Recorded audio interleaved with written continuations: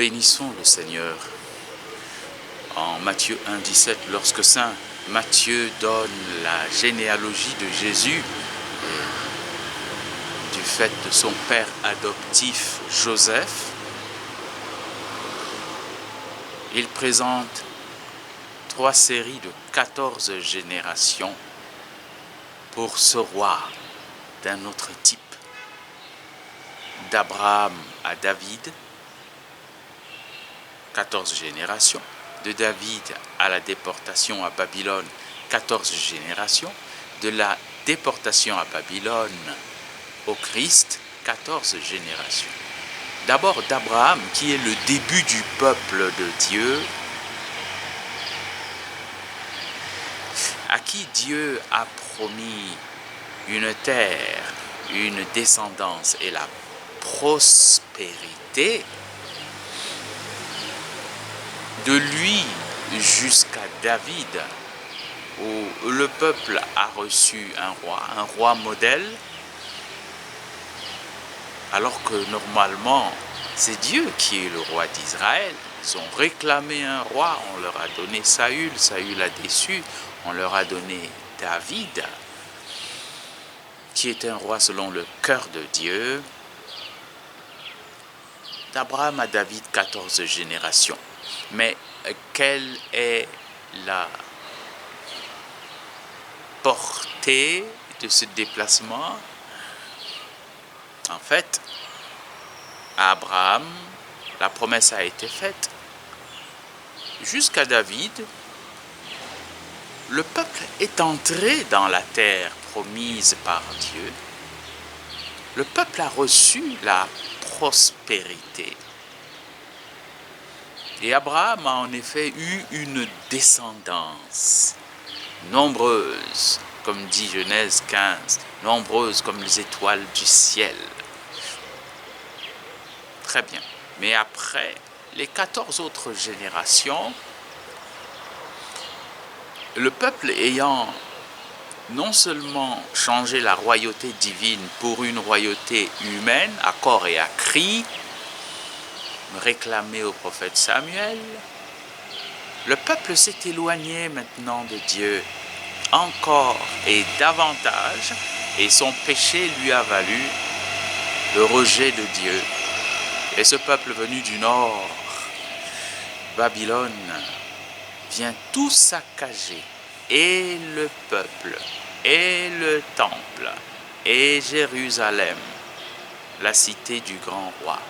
Alors,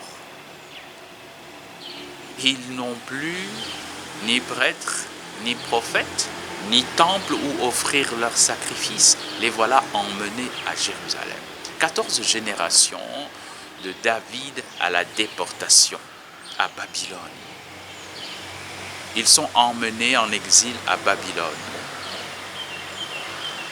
Puis, ils retournent vers Dieu. Leur cœur se tourne à nouveau vers Dieu dans leur indigence, dans leur ténèbres. Et là, ils reçoivent comme une espérance que le Messie viendra. Et ils vont attendre quelques siècles.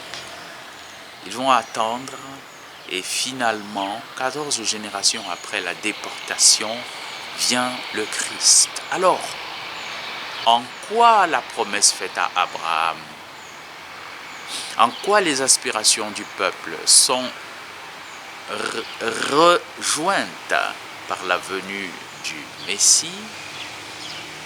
Premièrement, la prospérité. Il n'y a pas de richesse sur la terre qui valent le royaume des cieux.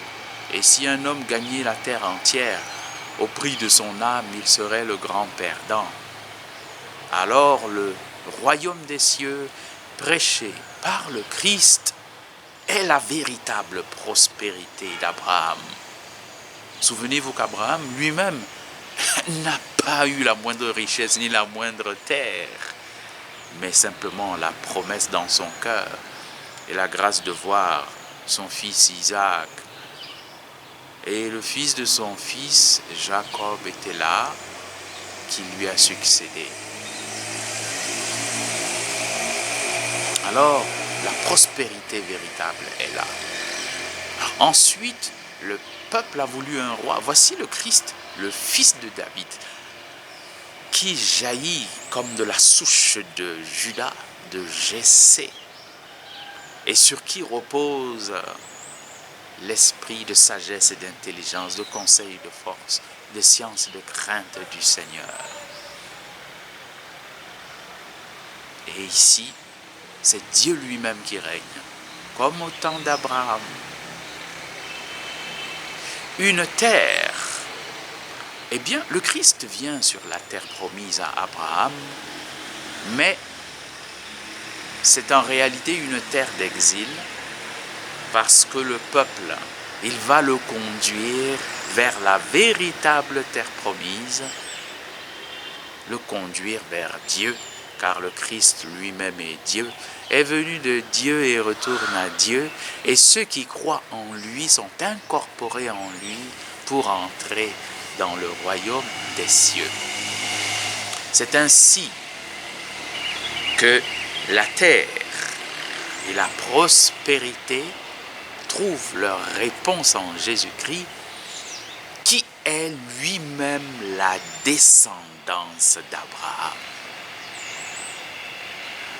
Bénissons le Seigneur.